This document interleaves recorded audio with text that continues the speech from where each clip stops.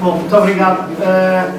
Este, à partida, deveria ser um daqueles momentos de entrega do prémio dos Oscars, em que eu passo 10 minutos a fazer agradecimentos.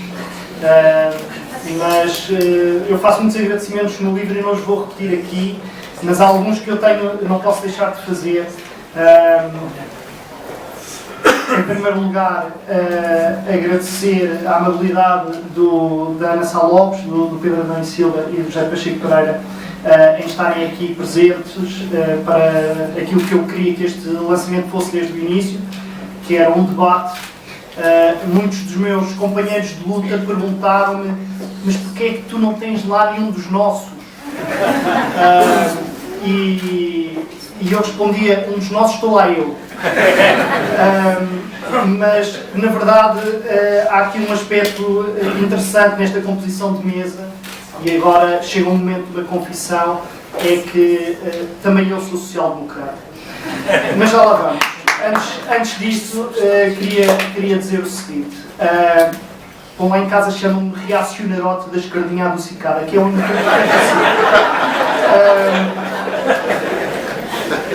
mas antes ainda no momento de entrega de Oscars, eu, para além dos agradecimentos que faço no livro, há alguns que eu gostaria de fazer aqui, porque não fazia sentido fazê-los naquele contexto. Um é agradecer o facto de terem vindo cá todos hoje ouvir a Ana Sá Lopes, o Pedro Adão e Silva e o José Pacheco Pereira. Eu também vim cá para isso e acho que estamos todos de parabéns. Um outro agradecimento que também queria fazer é o facto de eu tenho aqui presentes na sala muitas pessoas com quem trabalhei, com quem estive em muitas lutas. Nem todos são mencionados nos agradecimentos do livro, e todos eles e elas merecem esse agradecimento. Bom, o que fazer com este país? Na verdade, eu fiquei com a sensação que o Pedro Adão e Silva não chegou às conclusões. As conclusões começam por responder que há 3 coisas que nós temos de fazer por este país. E essas 3 coisas são, em primeiro lugar, temos de ter uma ideia clara da situação em que o país se encontra. E acho que não há nada que possamos fazer por este país enquanto não houver uma consciência muito alargada na sociedade portuguesa sobre a situação real do país. E um dos motivos fundamentais que me levou a aceitar este desafio de escrever este livro, o desafio foi lançado em fevereiro, e portanto em fevereiro eu pensei este livro no quadro que eu estava a viver. E aquilo que me apercebia desde logo em fevereiro é que íamos viver um conjunto de meses até às eleições legislativas baseados na fantasia. E um dos objetivos fundamentais que eu estabeleci para mim próprio até às eleições legislativas foi disparar a matar contra a fantasia e obrigar aquilo que na sociedade portuguesa e na política portuguesa continua a não existir, que é clareza e honestidade nos termos em que se faz o debate político. E isso é uma coisa que me preocupa, e acho que a minha responsabilidade enquanto académico e também enquanto pessoa que tem optado por ter intervenção cívica é contribuir para aquilo que me parece ser a clarificação dos termos do debate. E aliás, agora eu vou fazer aqui uma outra confissão, que provavelmente vai ser uma surpresa para o José Pacheco Pereira. Boa parte da minha intervenção cívica começou com o blog Ladrões de Bicicletas, que muitas das pessoas presentes conhecem. E um dos principais culpados da existência dos ladrões de bicicletas é o José Pacheco Pereira, e ele não sabe disso. E eu, por algo que tem muito a ver, foi há quase 10 anos, e é por algo que tem muito a ver com a intervenção que nos trouxe aqui hoje.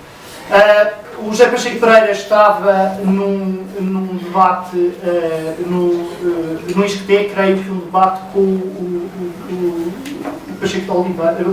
Paquete Oliveira sobre média e política, e o meu grande amigo e companheiro de muitas lutas, João Rodrigues, colocou uma questão ao José Pacheco Pereira, que foi: como é que é possível as ideias de esquerda vencerem se são sistematicamente arredadas do espaço dos mídias e do debate público. E a resposta, na altura, de um dos pioneiros da blogosfera portuguesa foi: façam um blog. E assim aconteceu. O blog fez-se. E esse blog fez-se com uma lógica que tem marcado boa parte da minha intervenção, que é uma luta pela hegemonia. Uma luta pela hegemonia. Nós não temos a hegemonia, nós perdemos a hegemonia. Parte da... Eu não sei se lhe chama esquerda ou tudo que fica à esquerda da direita, tem desistido em boa parte de lutar pela hegemonia do debate público. E, a meu ver, tem desistido desse debate de duas formas. O Partido Socialista, porque desistiu do debate ideológico. O Partido Socialista, se observarem com atenção, neste momento, nestes meses até às eleições, não vai, já o deixou de o fazer há algum tempo, de fazer a crítica à retórica, à ideia do andarmos a viver todos acima das nossas possibilidades. O Partido Socialista fez os seus focus group, chegou à conclusão que os seus próprios apoiantes continuam a acreditar mesmo que, afinal, se estamos no estado em que estamos, é porque os governos, nomeadamente os socialistas, andaram a fazer coisas más e as pessoas andaram todas a ter maus comportamentos e, portanto, o melhor é não tocarmos muito no assunto. E uma das coisas que eu estou profundamente convencido é que a situação em que a economia portuguesa chegou tem muito pouco a ver, obviamente, com os comportamentos das pessoas, mas até com os comportamentos do ponto de vista orçamental dos governos. Eu, que nunca votei para eleições legislativas do Partido Socialista e não tenciono votar tão cedo, estou convencido de que é um erro atribuir-se a culpa, a responsabilidade da crise a que chegámos à forma como os orçamentos foram geridos nos últimos anos. Isto, não há aqui nenhuma espécie de contemporização em relação a erros que tenham sido feitos na governação, e eu no livro procuro discuti-los. E acho que foram muitos nos vários governos. Agora, simplesmente, não parece que seja essa a questão. E o Partido Socialista desistiu de fazer este debate, como desistirá sempre de fazer debates que não rendem votos. E eu acho que isto é uma coisa que as responsabilidades, que as pessoas que têm responsabilidade em fazer debate público não podem fazer. Eu, pela força das circunstâncias, poderia estar neste momento no campo da disputa eleitoral. Não vou estar, pelo menos tão cedo, e isso deixa-me suficientemente à vontade para fazer deste livro aquilo que eu queria que ele fosse e aquilo que me pareceu que ninguém iria tão cedo fazer, ou que haveria muito poucas pessoas disponíveis para fazer, que é assumir que, independentemente dos resultados das próximas eleições ou das eleições legislativas que vêm depois destas, as pessoas que defendem a maior justiça para Portugal nunca vão conseguir sair vitoriosas enquanto não conseguirem disputar o campo das ideias. E essa foi a meta que eu me estabeleci para este livro, e vamos ver se o consigo atingir ou não logo se vê. O segundo objetivo, a segunda resposta que eu dou nas conclusões a o que fazer com este país é a minha veia social-democrata. E a minha veia social-democrata, reformista, assumida, diz-me que nós temos de fazer o melhor possível com os instrumentos que temos, com os recursos que temos e dentro das regras existentes. Nós nunca podemos deixar de o fazer. E aqui é a crítica que eu faço à esquerda do Partido Socialista em Portugal, que de resto tem sido o campo onde eu me movo, é a minha gente de alguma forma, e no entanto não deixa de me dispor pouco confortável quando sinto que a maior parte das pessoas não consegue olhar para a esquerda do PS e ver um projeto de governação para o país. E há bons motivos para que quem está à esquerda do PS não tenha um programa de governação para o país, porque, como já foi aqui dito, e o livro procura discutir isso, é tramado governar o país na presente situação. É tramado, não é fácil. Os constrangimentos são mesmo muitos. E há um risco muito grande das mensagens se confundirem pelo caminho. Agora, eu, para todos os efeitos, acredito, como social-democrata que sou, que o Estado é um ator fundamental nas sociedades contemporâneas, que o Estado pode servir para defender os interesses das classes dominantes, mas o Estado pode e deve ser um espaço de luta política para que, tanto quanto possível, não sirva às classes dominantes, sirva à justiça social, sirva os objetivos da solidariedade. E a luta para que o Estado esteja ao serviço destes propósitos é uma luta fundamental. Talvez porque tive quase 7 anos a trabalhar em agências públicas, a olhar para a forma como as políticas públicas são feitas, tenho a convicção de que muito do que é a vida das pessoas em Portugal, muito do que é a vida do comum dos cidadãos, muito do que é o bem-estar das pessoas que são mais desprotegidas na nossa sociedade, pode ser melhorada, mesmo dentro das regras existentes, por muito mais que elas sejam e por muito empobrecimento que elas continuem a destinar-nos, eu acho que continuam a destinar-nos, mesmo no quadro de todas essas restrições, o pouco que podemos fazer com o Estado, há muito que podemos fazer com esse Estado para melhorar a vida das pessoas. E eu acho que a esquerda não pode desistir da luta por um Estado melhor. Que é uma grande contradição, porque reparem, nós associamos a esquerda à esquerda do PS em Portugal, a forças políticas que defendem mais Estado e defendem mais intervenção do Estado e defendem mais Estado social e mais intervenção pública, mas tendem a ter muito pouco discurso sobre o que é que nós queremos fazer desse Estado. E, portanto, daí que eu tenho a parte do meu livro dedicado a discutir aquilo que eu acho que nos últimos anos, nas últimas 2, 3 décadas, foi feito de bom através do Estado, e procuro fazê-lo de uma forma que não seja demasiado partizã.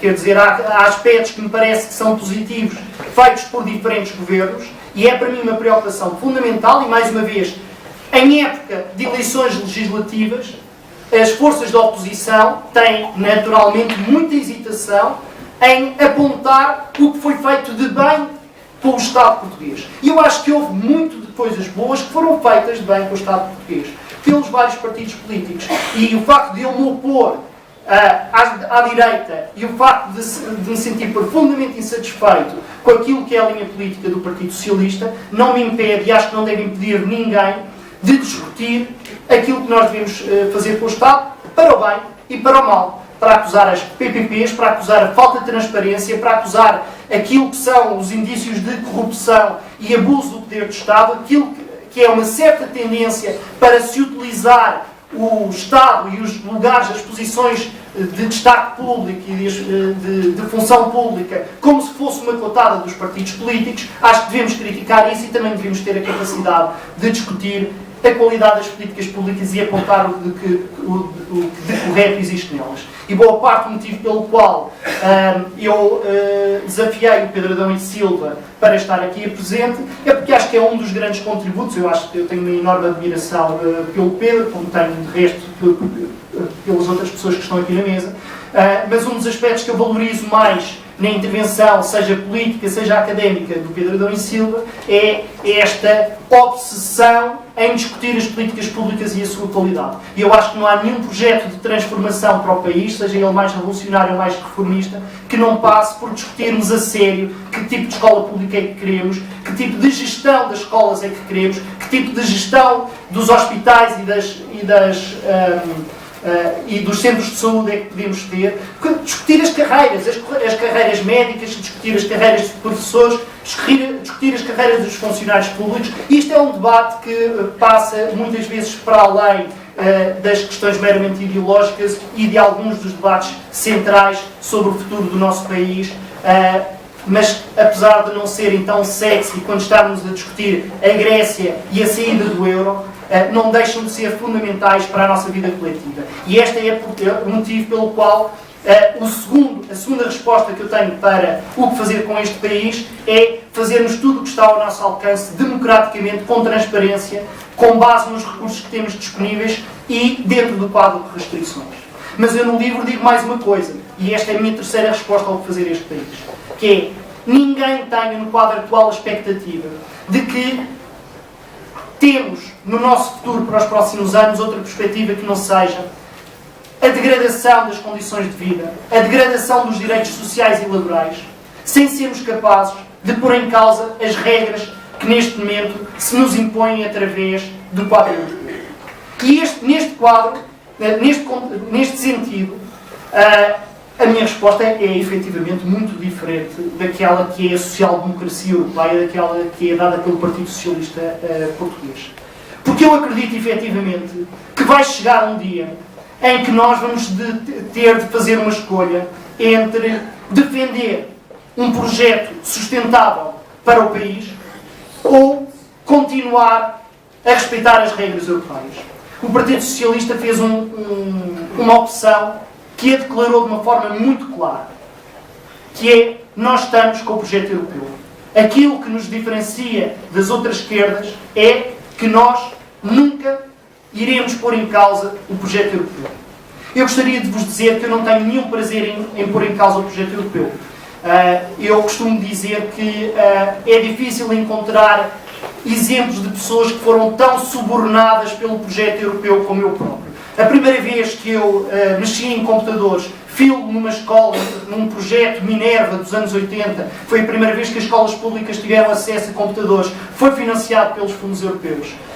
Eu, enquanto jovem, a primeira vez que me meti na política foi para candidatar-me à Associação de Estudantes da Escola Secundária de Odivelas, com grande orgulho da nossa lista ecologista, derrotámos quer a JSD, quer a JCP e todas as outras forças políticas, porque queremos, obviamente, mudar o mundo e tornar o mundo, criar um ambiente melhor e mais sustentável.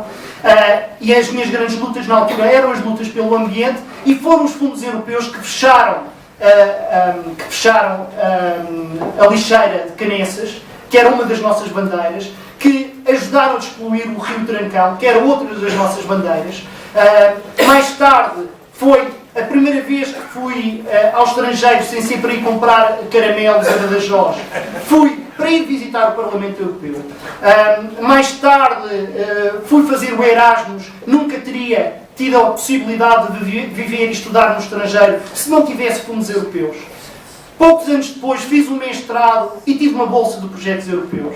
Fui trabalhar como investigador e até hoje tenho beneficiado de dinheiros europeus para tratar nesses projetos. Fiz o meu doutoramento, adivinhem com que tipo de bolsa? Com bolsas da União Europeia, e trabalhei durante 7 anos num organismo cujo orçamento era 90% pago por fundos europeus. Portanto, é difícil encontrar alguém que tenha sido tão subornado pelos dinheiros europeus como eu. E, na verdade, quer dizer, este suborno, de alguma forma, produziu efeitos.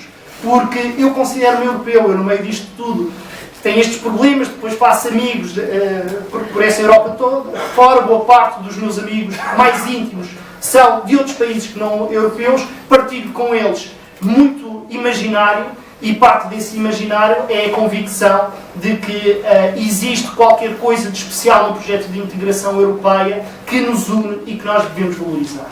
Agora, eu não confundo a valorização do projeto europeu e tudo o que ele trouxe de paz e democracia até agora com aquilo que é a Europa que hoje temos. A Europa que hoje temos, permitam o excesso de expressão, é um monstro profundamente pró-liberal e antidemocrático. E isso é um dos aspectos que eu procuro discutir de forma sistemática no livro, no último capítulo do livro, é procurar mostrar isto. A Europa que hoje temos não é compatível com um projeto de uma sociedade mais igual e mais democrática. A Europa foi, em larga medida, a Europa que hoje temos, nomeadamente a partir do Tratado de Maastricht, parece-me claro que foi construída com o objetivo, precisamente, de anular a possibilidade, por um lado, da decisão democrática e, por outro lado, a possibilidade de, através da decisão democrática, ganhar direitos sociais e não os perder. Na Europa que hoje temos, um país, e daí que eu considero que, efetivamente, a economia é muito importante. Eu não creio, eu estou perfeitamente de acordo com o José Pacheco Pereira, eu acho que os economistas, em geral, prestam um mau serviço à mudança da sociedade, a não ser nisto, que é tentar chamar a atenção para a importância que as dimensões económicas podem ter também no debate político. E a Europa tem isto, que é, neste momento, não há nada que na Europa obrigue os Estados que os Estados cujas economias estão em boas condições a melhorar os direitos sociais, os direitos laborais, as condições de vida da sua população. E, no entanto, as regras europeias obrigam os Estados, cujas economias estão em más situações, em reduzir os salários, em destruir os direitos, em destruir aquilo que, a meu ver, é a herança mais rica do projeto europeu, que é um modelo de sociedade que procura respeitar a dignidade humana. E a Europa que hoje temos é contrária a isto. E o problema fundamental é que isto não está inscrito nas mentes dos membros do ECOFIN. Isto está inscrito nos tratados. E foi inscrito nos tratados desde 1992. E já houve muito boas almas que procuraram transformar este estado de coisas e deparam-se com esta realidade prática, que para mudar tratados é preciso a unanimidade de votos. E é por isso que eu, apesar de me rever nos ideais europeus e me sentir europeísta, hoje tenho uma convicção clara. É que a única forma que nós temos de recuperar os ideais europeus é cada país utilizar, vamos pôr noutros termos, é os cidadãos europeus utilizarem os espaços de democracia que estão à sua disposição para lutar pelos seus direitos. E os espaços de democracia que estão à disposição dos cidadãos são as eleições nacionais. É o espaço de disputa política nacional. E sobre isto não tenho grande dúvida. E acho que não haverá nenhuma mudança significativa na Europa enquanto os povos, um a um, não estiverem dispostos a assumir aquilo que eu defendo como a terceira resposta ao que fazer com este país, que é estarmos preparados para dizer não às regras sempre que estiverem em causa valores fundamentais da nossa sociedade. Agora,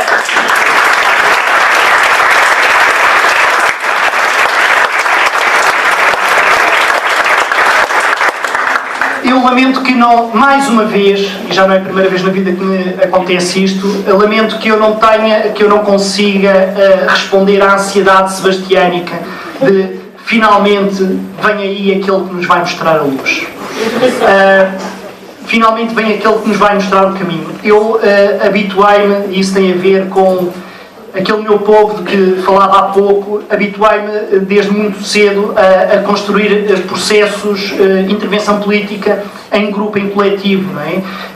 E eu escrevo isso no livro, e escrevo na introdução, e escrevo na conclusão, e faço questão de o dizer hoje aqui. Eu não acredito em Dom Sebastiões, ou Sebastiões. Eu não acredito em figuras míticas que nos mostram o caminho. Eu acredito em processos que são participados de grupos de pessoas que procuram construir soluções. Nos últimos 3 anos participei em muitas iniciativas que procuraram construir soluções. O balanço que faço, infelizmente, para já não é muito positivo, mas não desisto e acho que o caminho se faz caminhando.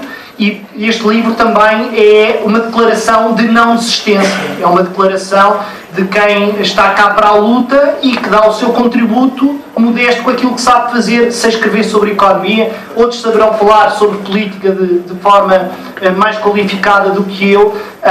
Agora, não vai haver ninguém sozinho que mude o país. Não vai haver.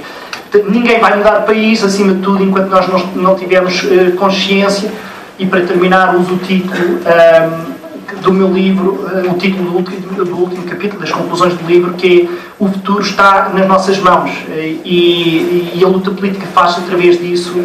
E isto não é, espero que não seja,